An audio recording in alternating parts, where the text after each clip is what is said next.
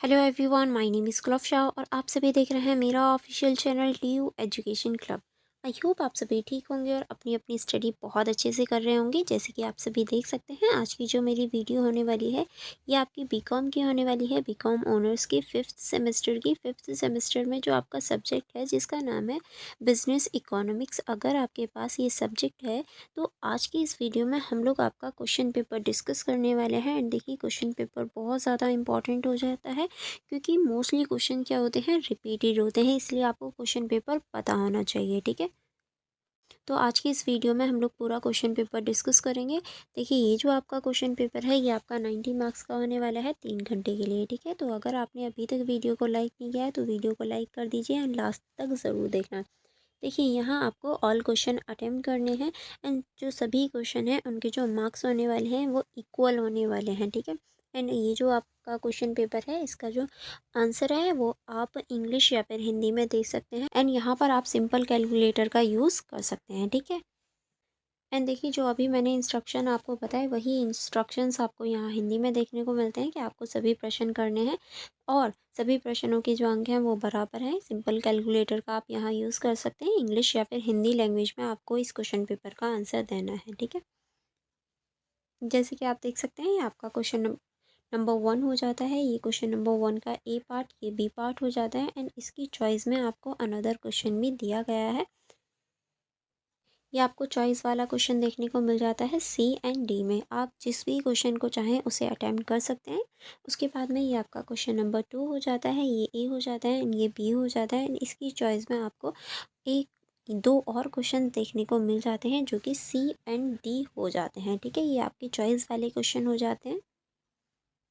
उसके बाद में आपका क्वेश्चन नंबर 3 हो जाता है, ये ए हो जाता है एंड ये बी हो जाता है एंड इसकी चॉइस में आपको अनदर क्वेश्चन भी देखने को मिल जाते हैं जो कि आपका सी और डी हो जाता है। उसके बाद में आपका क्वेश्चन नंबर 4 का ए पार्ट शुरू हो जाता है एंड ये आपका बी पार्ट हो जाता है। ठीक है, उसके बाद में आपको यहाँ चॉइस में सी एंड डी क्वेश्चंस देखने को मिल जाते हैं। जो भी क्वेश्चन चाहें आप वो अटेम्प्ट कर सकते हैं एंड क्वेश्चन नंबर 5 स्टार्ट हो जाता है। यहाँ आपको एनी 3 क्वेश्चन अटेम्प्ट करने हैं। ठीक है, यानी आपको टोटल 5 दे रखे हैं, आपको 3 अटेम्प्ट करने हैं एंड ये इंग्लिश मीडियम वालों का है। फिर उसके बाद में ये आपके हिंदी मीडियम वालों का क्वेश्चन नंबर 1 यानी का स्टार्ट हो जाता है, जो कि क्वेश्चन है मांग और आपूर्ति विश्लेषण का उपयोग करके दूध की कीमतों में वृद्धि का क्रीमी चीज़ के संतुलन, मूल्य और मात्रा पर प्रभाव दिखाइए। यानी जो जो दूध है उसकी जो कीमतें हैं वो वृद्धि हो जाती है तो उसकी जो क्रीमी चीज़ है उसके संतुलन मूल्य पर क्या प्रभाव पड़ेगा ये आपको बताना है।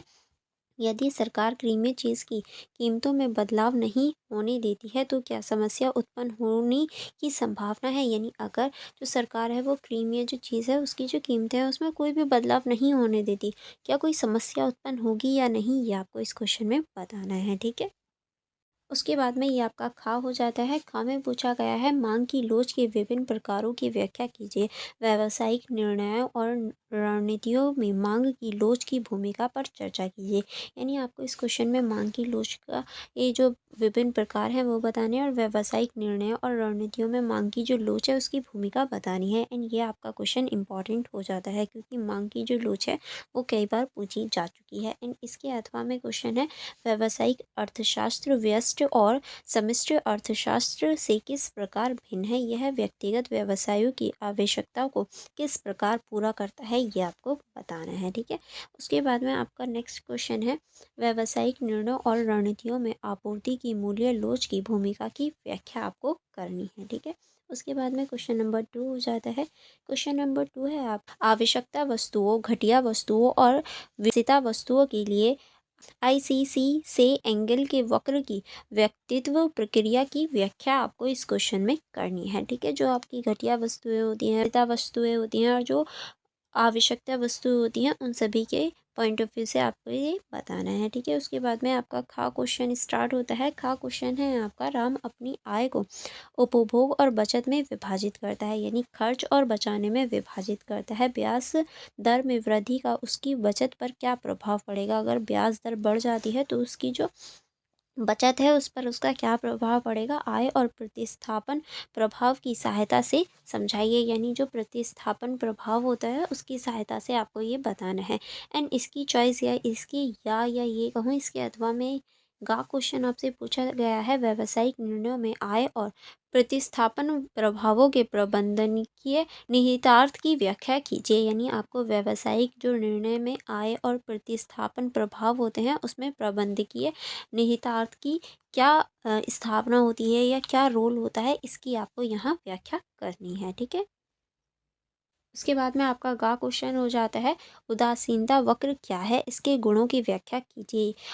उदासीनता वक्र और बजट रेखा विश्लेषण के माध्यम से उपभोक्ता संतुलन को समझना व्यवसायों की मूल्य निर्धारण और उत्पादन स्थिति निर्धारण रणनीति में कैसे मदद करता है, ये आपको बताना है। मेनली आपको पहले उदासीनता वक्र क्या होता है यह बताना है, और इसके जो गुण होते हैं वो आपको बताना है, और किस तरह से ये उपभोक्ता और जो व्यवसायिक वाले लोग होते हैं उनमें एक तरह से हेल्प करता है, ये आपको बताना है। उसके बाद में क्वेश्चन नंबर 3 का हो जाता है, यह दर्शाइए कि किसी फर्म का दीर्घावधि औसत लागत यानी LRAC वक्र अल्पावधि औसत लागत यानी SRAC वक्र का निचला आवरण है, किस तरह से है ये आपको बताना है। और LRAC यानी ये जो है वक्र सभी SRAC यानी इसके वक्र के न्यूनतम बिंदु को क्यों नहीं छूता है, ये आपको बताना है कि ये जो है वो किस तरह से ये जो है वो इसके न्यूनतम बिंदु को क्यों नहीं छूता है और किस तरह से नहीं छूता है, ये आपको बताना है। उसके बाद में खा क्वेश्चन है, परिवर्तनशील अनुपात के नियम की व्याख्या कीजिए। यानी जो परिवर्तनशील अनुपात है उसके जो नियम है उसकी आपको व्याख्या करनी है।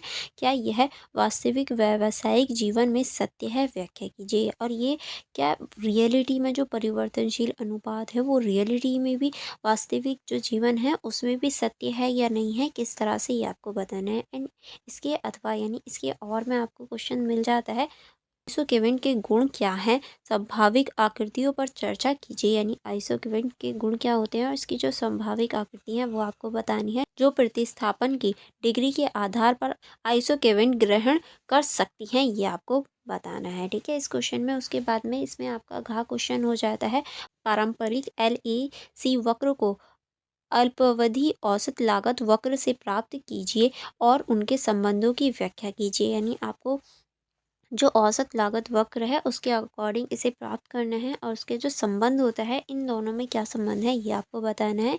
इसे नियोजन वक्र के रूप में क्यों जाना जाता है और इसे ही क्यों नियोजन वक्र जो है उसके रूप में भी जानते हैं, ये आपको बताना है। ठीक है उसके बाद में क्वेश्चन नंबर 4 हो जाता है, एक अधिकार प्रतिस्पर्धा के तहत संभव मूल्य विभेदीकरण के विभिन्न प्रकारों की व्याख्या कीजिए। यानी जो आपका एक अधिकार प्रतिस्पर्धा के तहत जो संभव मूल्य होते हैं विभेदीकरण के विभिन्न प्रकार जो हैं उनकी आपको व्याख्या करनी है, उनके बारे में आपको इस क्वेश्चन में बताना है। ठीक है उसके बाद में अब आपका खा क्वेश्चन हो जाता है, खा क्वेश्चन है आपका, पूर्ण प्रतिस्पर्धा से फॉर्म का इष्टतम आकार प्राप्त होता है। यानी जो पूर्ण प्रतिस्पर्धा है उससे फॉर्म का जो इष्टतम आकार है यानी सबसे ऊंचा आकार है वो प्राप्त होता है, चर्चा आपको करनी है। क्या आप सहमत हैं कि एक प्रतिस्पर्धीय फॉर्म उपभोक्ता की प्राथमिकता और संसाधन मामलों को हितों के साथ संसाधनों के आवंटन में मदद करने में एक प्रभावी सेवा प्रदान करता है, और किस तरह से प्रदान करता है ये आपको बताना है। एंड इसके अथवा यानी इसके और में आपको नेक्स्ट क्वेश्चन देखने को मिलेगा। गा क्वेश्चन है हमारा, एक अधिकार के दीर्घकालीन संतुलन पर चर्चा कीजिए। क्या एक अधिकार लंबे समय में केवल सामान्य लाभ कमाएगा, यानी एक अधिकार जो है वो दीर्घकालीन में किस तरह से संतुलन बनाता है ये आपको चर्चा करनी है। और एक अधिकार लंबे समय में केवल सामान्य जो लाभ है वो भी वही कमाता है या नहीं, किस तरह से ये आपको बताना है। ये क्वेश्चन आपका इम्पॉर्टेंट हो जाता है। ठीक है उसके बाद में घा क्वेश्चन है आपका, क्लूसिव अल्प अधिकार क्या है, एक अधिकारवादी के एक रूप में कार्टेल का वर्णन कीजिए। कार्टेल के तहत कीमत और उत्पादन के निर्धारण की व्याख्या कीजिए। यानी इसके तहत आपको जो उत्पादन है उसकी कीमत और जो एक तरह से निर्धारण है उसकी भी व्याख्या करनी है। उसके बाद में क्वेश्चन नंबर 5 हो जाता है आपका, निम्नलिखित में से किन्हीं 3 पर व्याख्या कीजिए। यानी यहाँ आपको 5 क्वेश्चंस दे रखे हैं, उनमें से आपको सिर्फ 3 ही अटेम्प्ट करने हैं। तो पहला है आपका कैदी की दुविधा, दूसरा है आपका पिंक लॉर्ड मूल्य निर्धारण, उसके बाद में किराया नियंत्रण क्या होता है ये आपको बताना है। उसके बाद में है आपका किकेट डिमांड वक्र क्या होता है ये आपको बताना है। उसके बाद में अतिरिक्त क्षमता क्या होती है ये आपको बताना है। एंड यहाँ आपका क्वेश्चन पेपर डिस्कशन पूरा कंप्लीट हो जाता है, यानी आपका पूरा क्वेश्चन पेपर फिनिश हो जाता है। अगर आपको किसी क्वेश्चन में या कहीं डाउट रहता है तो आप मुझसे पूछ लीजिएगा। अदरवाइज अब हम नेक्स्ट वीडियो में मिलेंगे नेक्स्ट इंपॉर्टेंट क्वेश्चन पेपर के साथ, ठीक है। तो आप वीडियो को लाइक करना एंड अपने फ्रेंड्स के साथ शेयर करना मत भूलिएगा। For more videos, for more connectivity आपको डिस्क्रिप्शन बॉक्स में मेरा Telegram group, Telegram channel and मेरी इंस्टाग्राम आईडी मिल जाएगी, तो डिस्क्रिप्शन बॉक्स चेक करना मत भूलिएगा। चलिए फिर मिलेंगे नेक्स्ट वीडियो में। Thank you for watching everyone.